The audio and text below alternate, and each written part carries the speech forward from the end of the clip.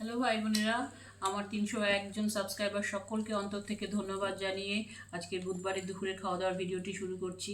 আজকে হয়েছে কিছুই হয়নি, আজকে খুব কম রান্না হয়েছে। আজকে হয়েছে পাঁঠার মাংসের ঝোল, ঠিক আছে, আর আলু ভাতে। কালকে টক ডাল আছে, আলু ভাতে, ঠিক আছে। আর সময় নিয়েছে ভাই বোনেরা এই যে এই জিনিসটা, এটা তোমাদের সামনে তুলে ধরলাম। এটা খাবো না, এটা ডালের সাথে খাবো। তো এটা হচ্ছে, বুঝতেই পারছো, কুলের আচার। ভালো হয়েছে? কি গো, একটু খাও নি? ও, উনি পাতে নিয়েছেন, এখনো খাননি। যাই হোক, তো ভাই বোনেরা, তো তোমাদেরকে কথা বলার ছিল। এখন কিন্তু রান্না, বিশেষ করে ডাল, তো এই ডালটা 2 দিনে 3 দিনে করে রাখবে, কিচ্ছু করার নেই, ঢেকে রাখবে। দরকার আলাদা আলাদা বাটি করে তুলে ফ্রিজে রেখে দেবে। ভালো হয়েছে আচারটা? আচার ভালো হয়েছে, বেরিয়েছে, ঠিক আছে। অতি কষ্টের ভাই বোনেরা, আমি খেয়েছি, খুবই ভালো হয়েছে, খুবই ভালো হয়েছে। আর মিষ্টিটা ভালো হয়েছে। 1.5 কিলো, 2 কিলো কুলে প্রায় 1.5 কিলোর উপর গুড় দিয়েছি, আখের গুড়।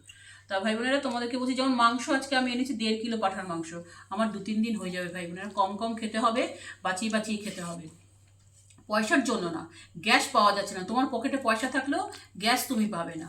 আর এটা কেন্দ্রীয় সরকারকে দোষ দিয়ে কোনো লাভ নেই। ইরাক, ইরান, কুয়েত কতগুলো কান্ট্রির যুদ্ধে জড়িয়ে পড়েছে, আর ওই হরমুজ প্রণালীকে নেবার জন্য আমেরিকা উঠে পড়ে লেগেছে। সুতরাং সেই জায়গায় দাঁড়িয়ে এখানে কিন্তু কেন্দ্রীয় সরকারের পাশে আমাদের থাকতে হবে। 60 টাকা বেড়েছে, সেই নিয়ে যেন মানুষ প্যানিক সৃষ্টি করেছে। ভাই বোনেরা, তোমরা ভাবো তো, যারা নেশা করো, পার ডে পার মান্থ কত টাকা নেশাতে ওড়ায়। কই এত কিছু হয়? নেশার দোকানগুলোতে, তো মদের দোকানগুলোতে লাইন যেন দিনকে দিন বেড়ে যাচ্ছে। সেই সময় পয়সাটা কোথায় আসে? আর মাসে 60 টাকা, যার 1.5 মাস যায়, তার 1.5 মাসে 60 টাকা নিয়ে এত হবে, আরও বাড়বে হয়তো। কিচ্ছু করার নেই, একটু বাঁচিয়ে চলতে হবে। করোনার সময় তোমরা কি করে চলেছো সেইটা মনে রাখতে হবে। সিচুয়েশন অনুযায়ী কেন্দ্রের সরকারের পাশে থাকতে হবে। এখন কিন্তু কি হবে, বিরোধী দলগুলো না সব সুযোগ নেবার চেষ্টা করবে, পাশে না থেকে সুযোগ নেবার চেষ্টা করবে। তবু তো কেন্দ্র চেষ্টা করছে, যেটা আসতো আগে 27টা দেশ থেকে আসতো, এই গ্যাস, পেট্রোল মেট্রোল আসতো, সেটা এখন 40টা দেশ থেকে আনার ব্যবস্থা করা হচ্ছে। সুতরাং একদম প্যানিক করবে না। পারলে এই যেমন কি হবে, টুকটাক নিজেদের যে খড়কুটো থাকবে তা দিয়ে 3টে ইট দিয়ে হলেও আগুন জ্বালিয়ে ভাতটা করতে হবে, কিছু করার নেই। আর যতটা পারবে, যেমন আমার গ্যাস 1.5 মাস যায়, আমি 2 মাস আমায় চিন্তা করতে হবে, কি 2.5 মাস চিন্তা করতে হবে।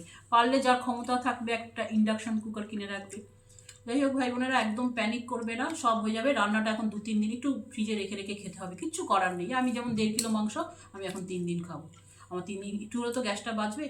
যাই হোক ভাই বোনেরা, আজকের মতন ভিডিওটা এইটুকু। আমার 301 জন সাবস্ক্রাইবার সকলকে অন্তর থেকে ধন্যবাদ। যারা দেখছো এখনো সাবস্ক্রাইব করনি, তারাও একদিন ভালোবাসবে। এই আচারের রেসিপিও আমি দিয়ে দেবো। জয় শ্রীরাম বলে ভিডিওটা শেষ করছি ভাই বোনেরা।